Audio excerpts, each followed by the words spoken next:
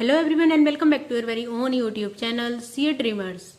Today we are going to talk about cost of capital. This is chapter 4 of our subject financial management. सबसे पहले बात करेंगे about the basic concept and introduction of this chapter. In order to start any business, किसी भी business को शुरू करने के लिए हमें कुछ बेसिक कैपिटल या कुछ बेसिक इन्वेस्टमेंट की ज़रूरत होती है. वो बेसिक इन्वेस्टमेंट या तो ओन कैपिटल में होगा या फिर बोरोड कैपिटल में होगा. ओन कैपिटल मतलब जो ओनर ने, इन्वेस्टर ने या फिर एंटरप्रेन्योर ने अपनी खुद की कैपिटल लगा रखी है बिजनेस में, उसको हम कहेंगे ओन कैपिटल. और जो कैपिटल उसने बोरो करके लगा रखी है उसको यहाँ पर कहेंगे बोरोड कैपिटल.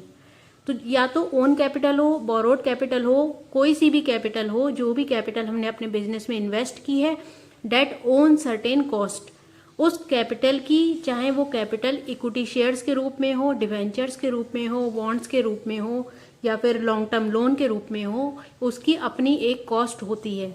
इस मंत्र को हम ड्यूरिंग द चैप्टर याद रखेंगे that every rupee of finance has some cost. हर रुपी ऑफ फाइनेंस की एक कॉस्ट होती है जो भी फाइनेंसिंग हमने अपने बिजनेस में कर रखी है. And no fund is without cost, कोई भी फंड विदाउट कॉस्ट नहीं है. ये एक बेसिक आउटलाइन थी चैप्टर की कि हम चैप्टर में क्या करने वाले हैं, किस बारे में बात करने वाले हैं. We are going to talk about the cost of capital and how to calculate the cost of capital.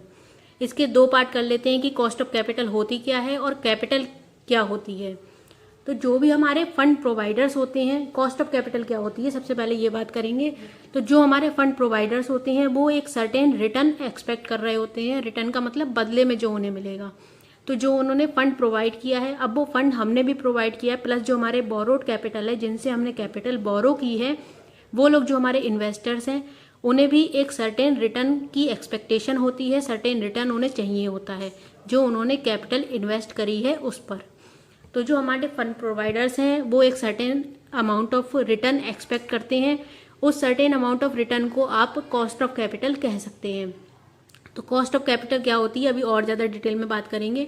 उससे पहले बात करेंगे कि कैपिटल क्या होती है. तो कैपिटल हम इक्विटी को भी कह सकते हैं, debenture, bonds, long term loan, retained earning, ये जो भी चीज़ें हमने अपने बिजनेस में इन्वेस्ट कर रखी होती हैं, बिजनेस में कैपिटल जो हमने लगाई होती है, जो पैसा लगाया होता है, चाहे वो शेयर्स के फॉर्म में हो, डिवेंचर्स हो, लोन हो या फिर बॉन्ड्स हो, इन सबको हम मिला के कहेंगे capital, capital employed.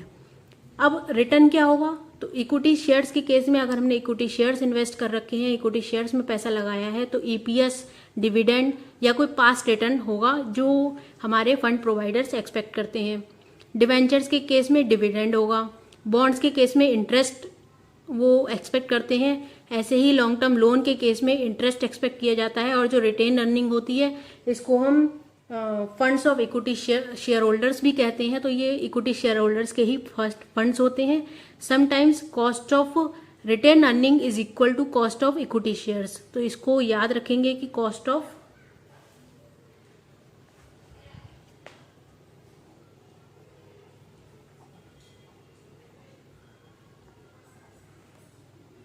Retain earning is equal to cost of equity. कभी कभी ऐसा होगा कि जो कॉस्ट ऑफ इक्विटी है वो कॉस्ट ऑफ रिटेन अर्निंग के इक्वल हो जाएगी sometimes.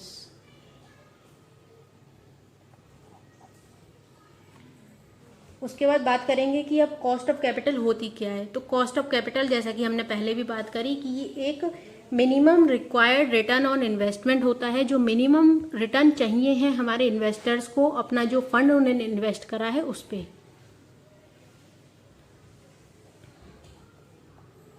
Cost of capital is minimum required return on investment. जो भी इन्वेस्टमेंट हमने करी है उस पे जो मिनिमम रिक्वायर्ड रिटर्न है, मतलब एट लीस्ट, मिनिमम का मतलब यहाँ पे क्या हुआ कि एट लीस्ट इतना रिटर्न तो हमें चाहिए ही चाहिए, इससे कम में काम नहीं चलेगा. जैसे कि सपोज करें कि 10 करोड़ रुपीस हमने अपने बिजनेस में इन्वेस्ट कर रखे हैं. इसमें से कुछ हमारी ओन कैपिटल है प्लस कुछ हमारी बोरोड कैपिटल है.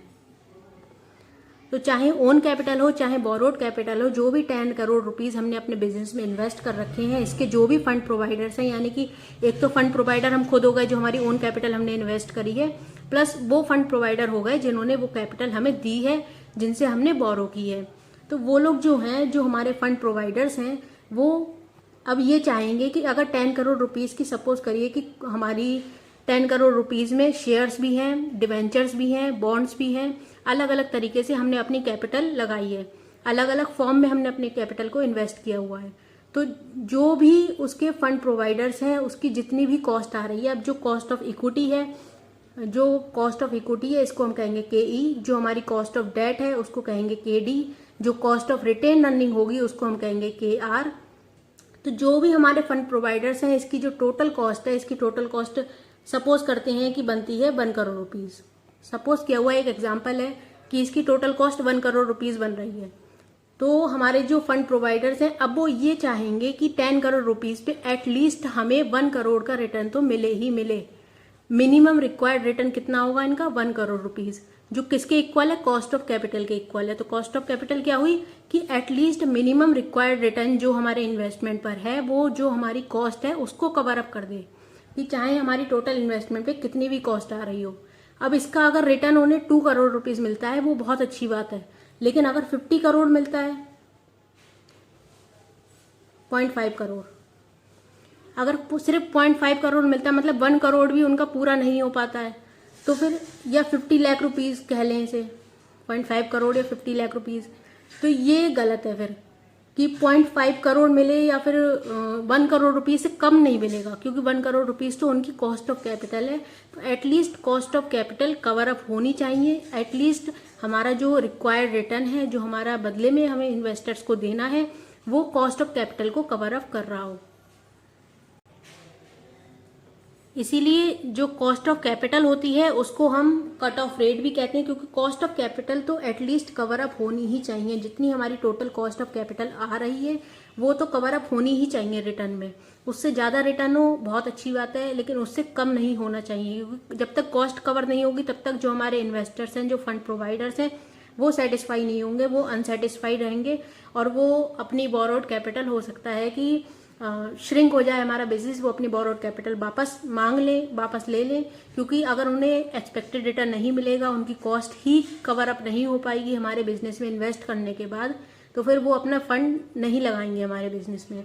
इसलिए जो कॉस्ट ऑफ कैपिटल होती है उसको हम कट ऑफ रेट भी कहते हैं। मतलब इसके ये अलग अलग नाम है, बहुत सारे नामों से इसे बुलाया जा सकता है। तो कट ऑफ रेट कह सकते हैं, इसको हम बेंचमार्क कह सकते हैं कि एक बेंचमार्क होता है जो हमारी कॉस्ट ऑफ कैपिटल की एटलीस्ट ये बेंचमार्क तो कंप्लीट होना ही चाहिए।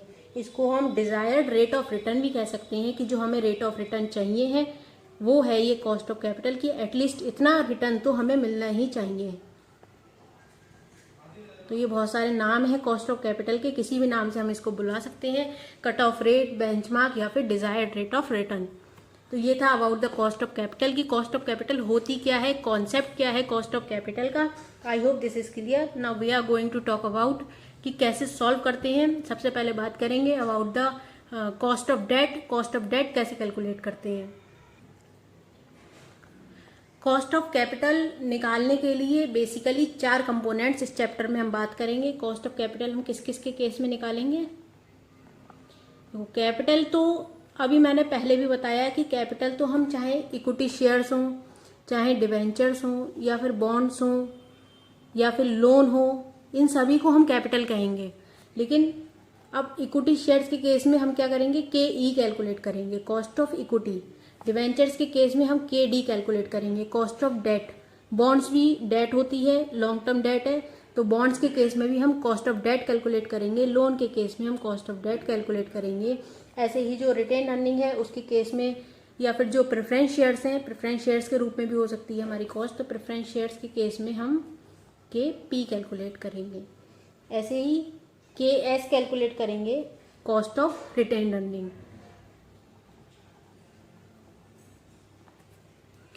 आई होप दिस इज क्लियर। अब बात करते हैं about the cost of debt. तो कॉस्ट ऑफ डेट कैसे कैलकुलेट करते हैं। कॉस्ट ऑफ डेट कैलकुलेट करने के लिए सबसे पहले बात करेंगे about the debentures and the loan. तो डिवेंचर्स और लोन दोनों के ही केस में हमारा जो रिटर्न होता है वो किसकी फॉर्म में होता है, वो होता है इंटरेस्ट की फॉर्म में।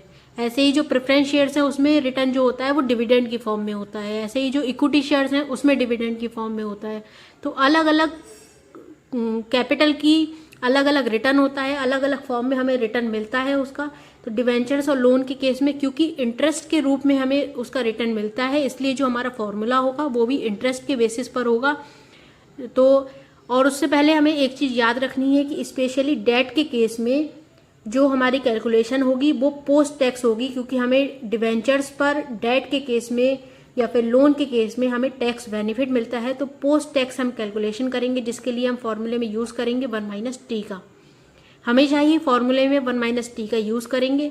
प्रेफरेंस शेयर्स के केस में हम 1 - t का यूज़ नहीं करेंगे, इक्विटी शेयर्स के केस में नहीं करेंगे, लेकिन डेट के केस में, डिवेंचर्स के केस में, लोन के केस में हम 1 - t का यूज़ करेंगे, क्योंकि इसमें हमें टैक्स बेनिफिट मिलता है। अब डिवेंचर्स दो तरीके, लोन के केस में तो ये कैटेगरी हम नहीं कर सकते। लोन तो सिर्फ हमारा जो हमारा इररिडीमेबल वाला फॉर्मूला है वही यूज़ होगा। आगे हम बात करेंगे लोन के बारे में फिर से। लेकिन डिवेंचर्स के केस में दो कैटेगरी होंगी, redeemable debentures and irredeemable debentures. Redeemable debentures के केस में कुछ एक्स्ट्रा चीज़ें आ जाती हैं, जैसे कि आई हमने लिया इंटरेस्ट के लिए, क्योंकि इसका रिटर्न जो हमें मिलता है वो इंटरेस्ट की फॉर्म में होता है। ये एनुअल इंटरेस्ट पेमेंट होता है।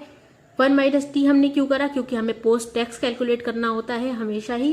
प्लस करा आरवी का मतलब हुआ रिडीमेबल वैल्यू, यानी कि जो डिवेंचर्स हमने इशू करे हैं उसकी जो रिडीमेबल वैल्यू है इशू के टाइम पर, वो वैल्यू हम यहाँ पर लेंगे। माइनस एनपी का मतलब क्या हुआ, नेट प्रोसीड्स या फिर करंट मार्केट प्राइस, यानी कि क्योंकि ये रिडीमेबल डिवेंचर्स हैं तो एक सर्टेन नंबर ऑफ ईयर्स के बाद में ये डिवेंचर्स रिडीम होने हैं। ज़रूरी नहीं है कि जो आज उसकी आरवी है, जो आज उसकी रिडीमेबल वैल्यू है, 5 साल बाद 10 साल बाद भी वही वैल्यू रहे। इसलिए जो उसकी वैल्यू में चेंज आएगा, जिस वैल्यू पर भी हमें उस टाइम पर जो वैल्यू रिसीव हो रही होगी, जो उसका करंट मार्केट प्राइस होगा, वो वैल्यू हम उसमें से सब्सट्रैक्ट करेंगे upon RB plus NP upon 2। ये फॉर्मूला कब है, रिडीमेबल डिवेंचर्स के केस में हमेशा ही हम इसको पोस्ट टैक्स कैलकुलेट करेंगे। इररिडीमेबल डिवेंचर्स के केस में क्या फॉर्मूला होगा, आई हम लेंगे क्योंकि इंटरेस्ट के फॉर्म में हमें उसका रिटर्न मिलता है। 1 - t करा क्योंकि पोस्ट टैक्स कैलकुलेट करना है, अपॉन एनपी यानी कि जो भी करंट मार्केट प्राइस चल रहा होगा उससे डिवाइड कर देंगे। I hope this formulas are clear. T यहाँ पर हम लेते हैं कॉर्पोरेट टैक्स को। कॉर्पोरेट टैक्स ये याद रखना है, कोई भी पर्सनल टैक्स यहाँ पर हम कंसीडर नहीं कर रहे हैं, कॉर्पोरेट टैक्स को हम कंसीडर करेंगे। कॉर्पोरेट टैक्स रेट जितना भी होगा, पोस्ट टैक्स कैलकुलेट करेंगे। इररिडीमेबल डिवेंचर्स के केस में I1 - t upon NP formula है। रिडीमेबल डिवेंचर्स के केस में I1 - t सेम रहेगा, प्लस आरबी करेंगे यानी कि रिडीमेबल वैल्यू, क्योंकि रिडीमेबल डिवेंचर्स है तो उसकी कोई रिडीमेबल वैल्यू होगी और एक सर्टेन नंबर ऑफ ईयर्स के बाद में उसकी कुछ नेट प्रोसीड होगी। नेट प्रोसीड यानी कि जो भी करंट मार्केट प्राइस उस समय पर चल रहा होगा, अपॉन करेंगे आरबी प्लस एनपी अपॉन 2। यहाँ पे RB minus NP upon N plus RB plus NP upon 2, और यहाँ पर है I1 - t upon NP. I hope this is clear. Solve करके देखते हैं। इररिडीमेबल डिवेंचर्स के केस में सपोज करेंगे कि इररिडीमेबल डिवेंचर्स हैं जो 5 साल पहले 103 के रेट से इशू किए गए थे, इशू हुए थे डिवेंचर्स 103 पर, उसकी पार वैल्यू थी 100 रुपीज़, और जो करंट मार्केट प्राइस है 5 साल बाद जो मार्केट प्राइस है वो प्राइस है 94 रुपीज़। ठीक है, ये हमारी हो गई एनपी। कॉर्पोरेट टैक्स रेट है 35%, और जो हमारी पार वैल्यू है वो तो हो गई हमारी 100 रुपीज़। अब इसको सॉल्व करेंगे फॉर्मूले से। फॉर्मूला क्या था हमारा, KD = I1 - t upon NP. आई कितना दिया है, 12% डिवेंचर्स हमने इशू करें, 12% वाले डिवेंचर्स जो हैं, तो आई कितना हुआ 12%। 1 - t कितना है 35%। एनपी कितनी हुई 94। अब यहाँ पर हम 103 नहीं लेंगे, यहाँ पर हम 100 नहीं लेंगे, कितना लेंगे 94 लेंगे, क्योंकि जो हमारा करंट मार्केट प्राइस है वो है 94। अब इसको कैलकुलेट करेंगे।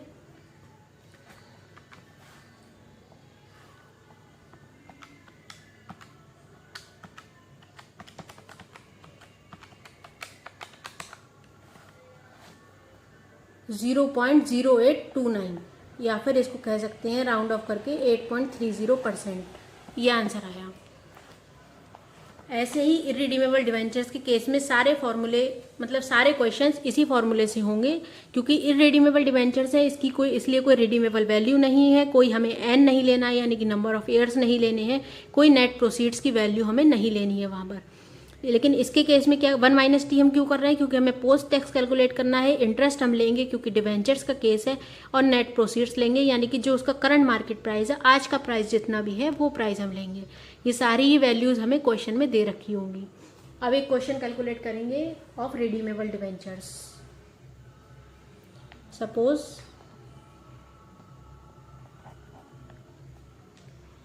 कि एक कंपनी है जिसने 10,000 डिवेंचर्स इशू करे हैं 10% के रेट से, मतलब 10% डिवेंचर्स हैं, 10,000 डिवेंचर्स इशू करे हैं, 100 रुपीज़ ईच का डिवेंचर है, और प्रीमियम पर इशू करे हैं 10%।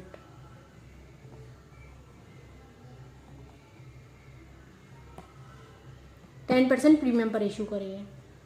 अब जो डिवेंचर्स हैं वो इशू करे गए थे 1 अप्रैल 2017 को, और मैच्योर कब होने हैं 1 अप्रैल 2022 को, यानी कि कितना टर्म हो गया 5 ईयर्स का टर्म हो गया। तो जो हमारा एन है उसकी वैल्यू क्या हो गई 5 ईयर्स।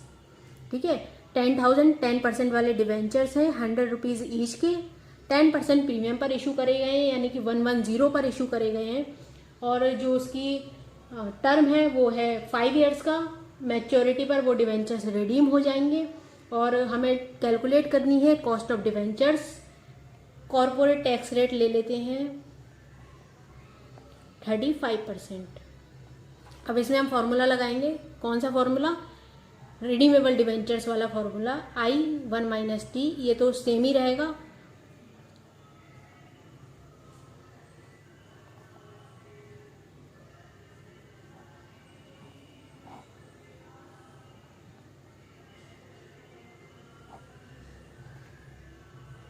इसमें एक एक करके वैल्यूज रख देंगे। तो आई कितना है, आई है 10% वाले हमारे डिवेंचर्स है 1 माइनस 0.35 प्लस आरवी यानी कि जो हमारी रिडीमेबल वैल्यू है, तो रिडीमेबल वैल्यू कितनी है 1 यानी कि रिडीमेबल वैल्यू यहाँ पर कितनी है 100 रुपीज़, क्योंकि 100 रुपीज़ वाले डिवेंचर्स थे। और अगर हम पूछे कि नेट प्रोसीड्स कितनी है, तो 10% प्रीमियम पर रिडीम होने हैं यानी कि नेट प्रोसीड्स हमारी हो गई 110। तो रिडीमेबल वैल्यू कितनी हुई 100 माइनस 110 अपॉन एन कितना है, एन है हमारा 5 ईयर्स।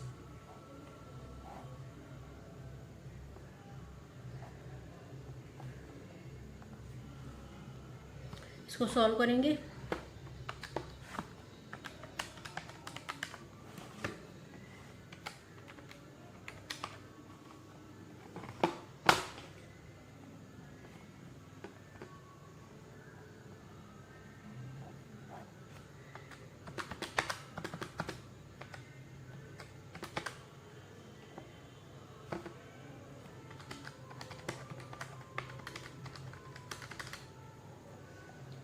फोर 4.28 और 0.0428 कुछ भी कह सकते हैं, 4.28% या 0.0428।